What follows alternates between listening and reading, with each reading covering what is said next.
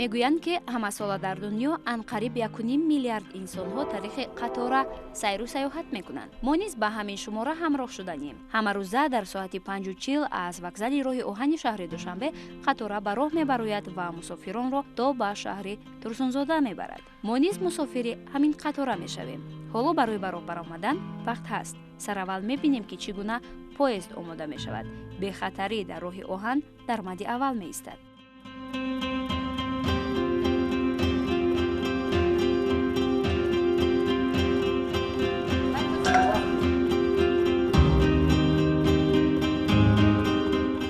қатораро хушро омода намуда ҳолати техникиша, ҳолати санитариша хуб ба чӣ када қатораро ба кашондани мусофирон шароитҳои хуб меофарем. дар ин росто ҳар як вагон бояд безарар гардонида шавад. аз тарафи мутахассисони шуъбаи безараргардонӣ ҳамарӯза дар қатораҳои самти Душанбе Турсунзода корҳои безараргардонӣ бо истифода аз маҳлулҳои безараргардонӣ нопанҷфоизаи гипохлорид калсий гузаронида мешавад. роҳбаладон дар дохили қатора шахсони асосӣ ба ҳисоб мераванд. аз ҳамин лиҳоз бояд ҳаматарафа омода бошанд. сараввал вазъи саломатии онҳо санҷида мешавад. дар ҳолати ногувор будани вазъи саломатии роҳбалад ба ӯ рухсатӣ медиҳанд. роҳбаладон набояд дар ҳолати беморӣ ба роҳ бароянд. риояи ин қоида қатъист.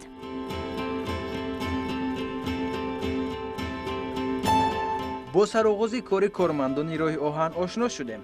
акнун метавонем бемалол чипта харему оҳиста оҳиста ба роҳ бароем.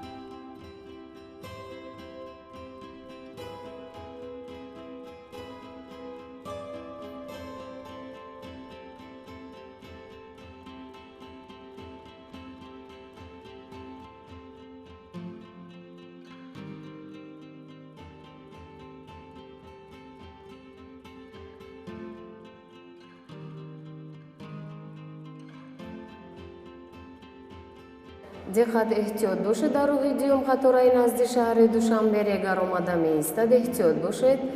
Внимание, будьте осторожны. На второй путь осаживает пригородный поезд Душанбе регар. Будьте осторожны.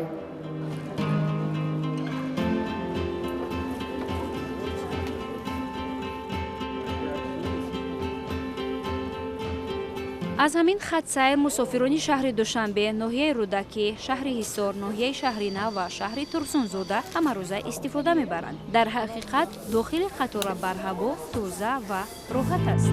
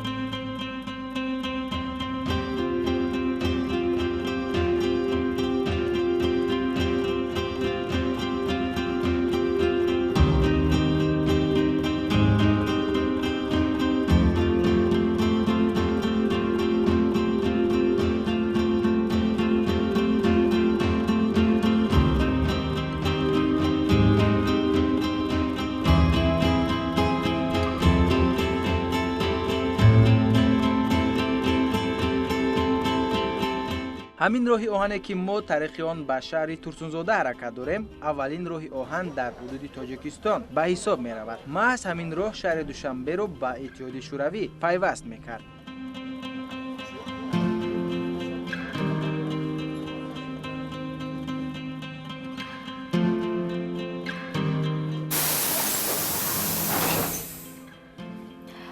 мо моҳи октябри соли 1924 ҷумҳурии мухтори шӯравии социалистии тоҷикистон таъсис ёфт. ҳамин тавр 6 апрели соли 1926 сохтмони роҳи оҳани Душанбе-Тирмиз шурӯъ шуд. баъди 3 соли ҷараёни корҳои сохтмонӣ, яъне 11 сентябри соли 1929 аввалин қатора аз самти Тирмиз ба Душанбе омад.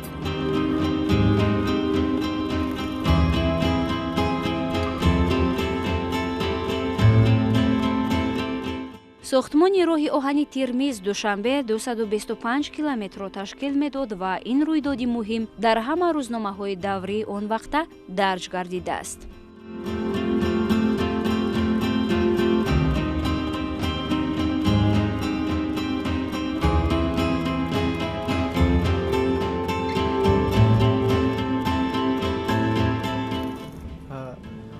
рости борҳо мушоҳида кардаем ки дигар нави нақлиёт, масалан автомашиноро чӣ гуна идора мекунанд, онро чӣ гуна меронанд, вале боре шоҳиди он нашудам ки чӣ гуна қатораро ба роҳ медоранд. умуман тарзи идораи он чӣ гуна аст. ҳоло ҳисси кунҷковиям боло гирифту мехоҳам рафта бубинам ки машинист дар чӣ ҳол аст ва чӣ гуна қатораро идора мекунад. ҳоло ба ҳамон ҷо меравем.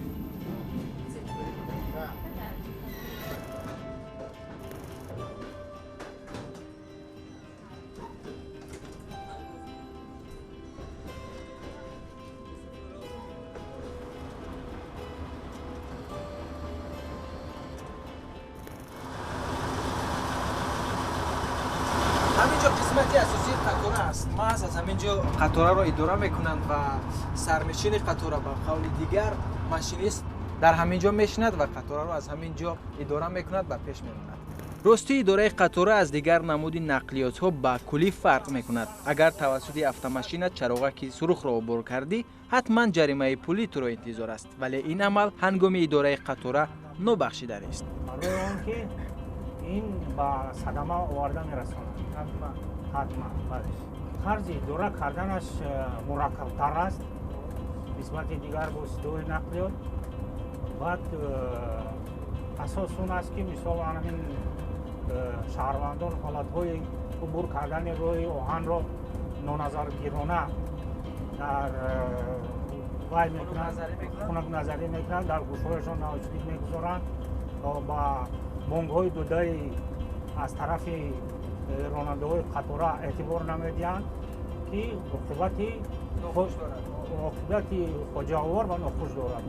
мо медонем ки автомобилро ронанда меронад, тайёраро бошад сарнишин, қатораро машинист. ба мисли сарнишини тайёра барои машинисти роҳи оҳан шудан таҷрибаи зиёд лозим аст.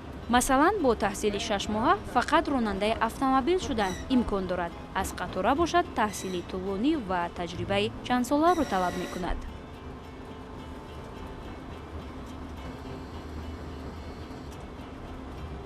таҷрибаи зиёд лозим аст. ба қавли оне ки ҳолатҳое ки ман ҷавон будам мегуфтам ки барои як машинистро тайёр кардан на камаш ки 10 сол лозим аст. 10 сол лозим аст. Ҳали кори оддӣ нест. Оддӣ нест, бале. Барое ки таҷрибаи бою ғанӣ доштан мардум. Инқадар мусофирон маҳсулати зиёд, бале. пасон ҳамун борҳои хоҷагии қишлоқ кашондани онҳо ҳамаш дар ҳамун зиммаи ҳамин боварии ҳамун машинист вай шудаанд. яъне шахси асосӣ дар ҳамин қатора машинист аст. бале. мегӯянд ки аввалин машинисти паровоз дар тоҷикистон ярко будааст. маҳз ӯ аввалин қатораро аз Тирмиз ба Душанбе оварда буд.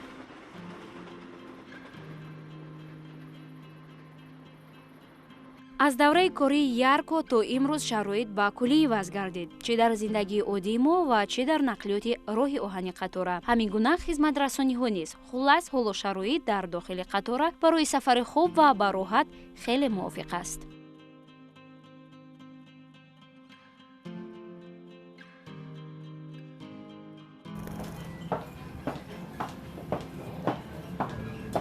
ассалому алайкум, хаста набошед. як қаҳваи сиёҳ монда кун. мегӯянд ки аз ҳама нақлиёти бехатар дар сайёра тайёра будааст ва дуввумин нақлиёте ки мардум худро дар он амн ҳис мекунанд ин қатора аст. Масалан барои ман дар дохили қатора хеле роҳатам ва аз тарафи дигар сафар кардан тариқи қатора як сайёҳати хеле зебо ҳам ҳаст.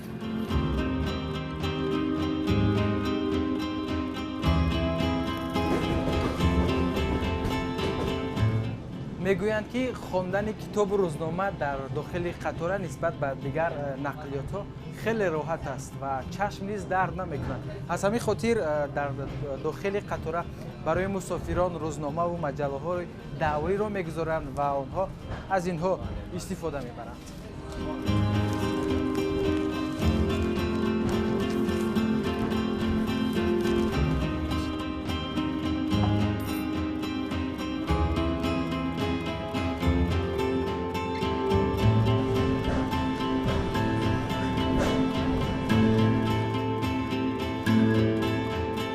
дар ҳақиқат сайёҳати хеле ҷолиб аст. инҷо ҳодисаҳои аҷиб зиёд ба амал меоянд. ҳатто замоне чунин ҳодисаи аҷиб рух дода буд.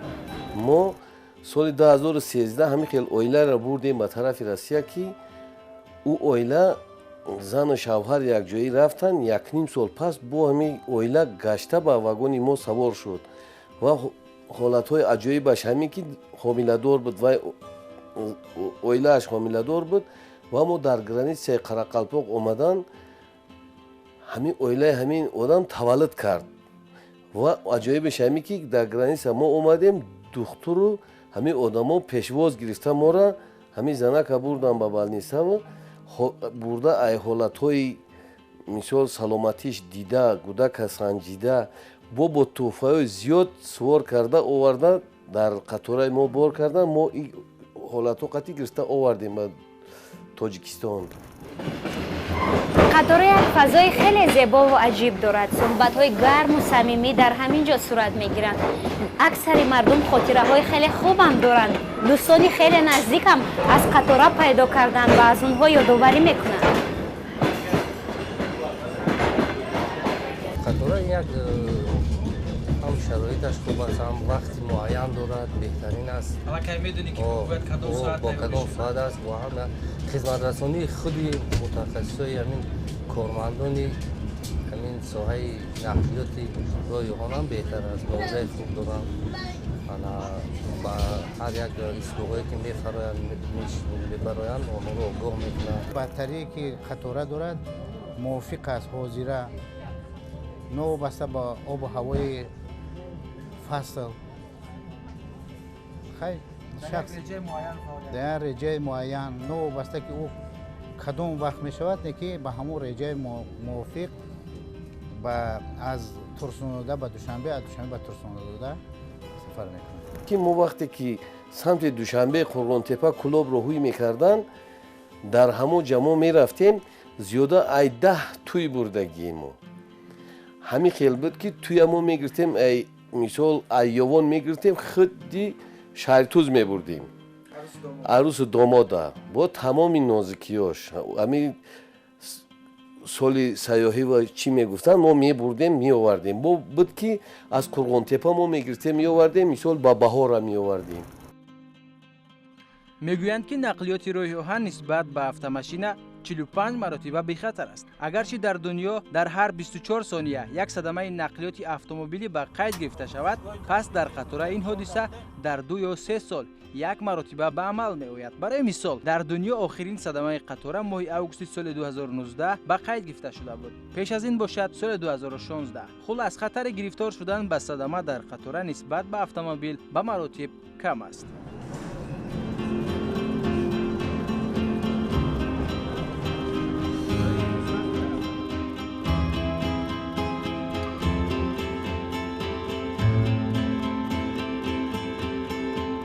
мегӯянд ки роҳ инсонҳоро ба манзил мерасонад. мо ният доштем ки ба шаҳри Турсунзода сафар кунем ва инак ба манзил расидем.